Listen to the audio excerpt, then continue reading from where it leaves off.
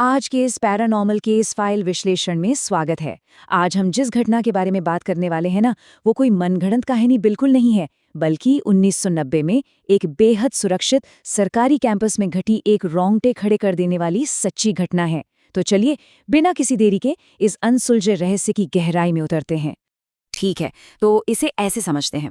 क्या होता है जब एक पूरी तरह से सुरक्षित सरकारी इमारत अचानक किसी पैरानॉर्मल ताकत का जाल बन जाए? मतलब बाहर से कोई खतरा नहीं है, लेकिन अंदर बंद कमरों में खौफ इंतजार कर रहा हो। भाग 1, मद्रास का R&D हॉस्टल। कहानी शुरू होती है 1990 में। मद्रास, जिसे हम आज चेन्नई कहते हैं, वहां के प्रतिष्ठित R&D सेंटर में एक ऑफिसर को 3rd फ्लोर पे एक बैचलर पैड मिलता है। शुरुआत का 1 साल बिल्कुल आराम से बीता। फिर उनकी शादी हो गई और वो बैचलर पैड एक प्यारे से पारिवारिक घर में बदल गया। सब कुछ एकदम परफेक्ट चल रहा था। लेकिन फिर आई 1992 की गर्मियां, जब सांस रहने आई और मद्रास में भयानक बिजली कटौती का दौर शुरू हुआ। और यहीं से चीजें अजीब होने लगी। अब आगे बढ़ने से पहले इस अपार्टमेंट का लेआउट समझना बहुत जरूरी है। ये अपने आप में एक बंद डिब्बे जैसा था। एंट्री और एग्जिट के लिए सिर्फ एक ही रास्ता था, मेन फ्रंट डोर। अंदर घुसते ही दाईं तरफ एक बड़ा सा लिविंग रूम था, जिसके आखिर में एक बंद बालकनी थी। बाईं तरफ किचन और बाथरूम, और एकदम आखिर में एक अकेला बेडरूम। इस बेडरूम की सबसे बड़ी खासियत क्या थी पता है? दीवार का 3/4 हिस्सा घेरने वाली एक बहुत विशाल 4 दरवाजों वाली लकड़ी की अलमारी। ध्यान रखिएगा, अगर बालकनी बंद है तो बाहर निकलने का कोई दूसरा रास्ता था ही नहीं। भाग 2, पहली खौफनाक घटना। तो जैसे जैसे गर्मियां चरम पर पहुंची, बिजली जाना रोज की बात हो गई। एक बहुत अंधेरी शाम थी, बिजली कटी हुई थी और गर्मी से बचने के लिए परिवार बाहर कॉरिडोर में बैठा था। हर तरफ एकदम सन्नाटा था। तभी उस सन्नाटे को चीरते हुए ग्राउंड फ्लोर से एक बहुत तेज, दिल दहला देने वाली चीख सुनाई दी। ये चीख बिल्कुल नीचे वाले अपार्टमेंट से आई थी, जहां एक आर्मी ऑफिसर का परिवार रहता था। घर में एक चोर है, ये उसी आर्मी ऑफिसर की पत्नी की घबराई हुई आवाज थी। उस वक्त उनके पति शहर से बाहर थे और घने अंधेरे में वो परिवार पूरी तरह से अकेला और असुरक्षित था। उस चीख में इतना खौफ था कि सुनकर किसी के भी रोंगटे खड़े हो जाएं। जब सब भागकर नीचे पहुंचे और पूछा कि क्या हुआ, तो पत्नी ने जो बताया वो सच में डरावना था। वो बस पानी लेने के लिए अकेले अंदर गई थी। तभी उन्होंने देखा कि बेडरूम के दरवाजे के पास कोई आदमी खड़ा है। उसने सफेद शर्ट और सफेद ट्राउजर पहना हुआ था। वो उन्हें एकदम गुस्से और नफरत से घूर रहा था और धीरे धीरे कुछ बड़बड़ा भी रहा था।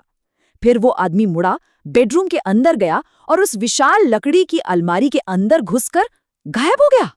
भाग 3, अलमारी का रहस्य। जाहिर है, इसके बाद पूरे ग्राउंड फ्लोर पर हड़कंप मच गया। नरेटर और उनके दोस्त तुरंत डंडे और टॉर्च लेकर अंदर घुसे। तलाशी एकदम सिलसिलेवार तरीके से हुई। सबसे पहले मेन डोर लॉक किया और लिविंग रूम का कोना कोना छाना, कोई नहीं मिला। फिर किचन और बाथरूम चेक किया, वो भी बिल्कुल खाली। इसके बाद वो उस खाली बेडरूम में दाखिल हुए और आखिर में वो विशाल लकड़ी की अलमारी। एक एक करके चारों दरवाजे खोले गए, लेकिन अंदर कोई नहीं था। अलमारी पूरी तरह से खाली थी। यही वो पल था जब सबके होश उड़ गए। बालकनी अंदर से बंद थी। मेन दरवाजा उन सब की आंखों के सामने था। मतलब अपार्टमेंट अंदर से पूरी तरह सील था। तो फिर वो सफेद कपड़ों वाला आदमी गया कहाँ? वो इंसान जैसे हवा में गायब हो गया था। अब सवाल ये था कि क्या वो कोई वहम था या फिर कुछ ऐसा जिसे विज्ञान समझा नहीं सकता। भाग 4, रोहन का भयानक अनुभव। अब इस कहानी में एक और खौफनाक मोड़ आता है।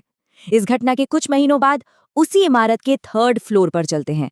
वहां रोहन नाम का एक लड़का रहता था, एकदम हट्टा-कट्टा, निडर और बॉडी बिल्डिंग का शौकीन।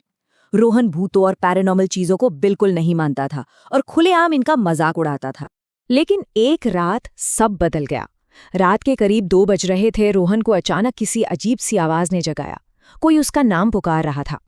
2:01 उसकी आंखें खुलती हैं और वो देखता है कि कमरे में एक बेहद काली और भयानक परछाई है। 2:02। इससे पहले कि वो कुछ समझ पाता, वो काली परछाई सीधे उसकी छाती पर आकर बैठ गई। इस घटना का असर इतना गहरा था कि अगली ही सुबह रोहन वो अपार्टमेंट छोड़कर हमेशा के लिए चला गया। ये कोई मामूली डरावना सपना नहीं था। रोहन ने बाद में बताया, उसकी पकड़ इतनी मजबूत थी कि मेरी जीभ बाहर आ गई और मेरी आंखें फटने को हो गईं।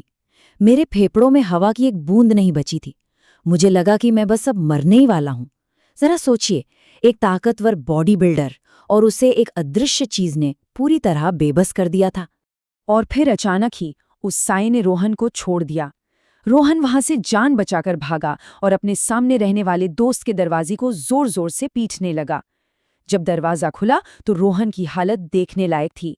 वो पसीने से भीगा हुआ था, उसका चेहरा डर के मारे एकदम सफेद पड़ चुका था और उसके मुंह से एक शब्द नहीं निकल रहा था।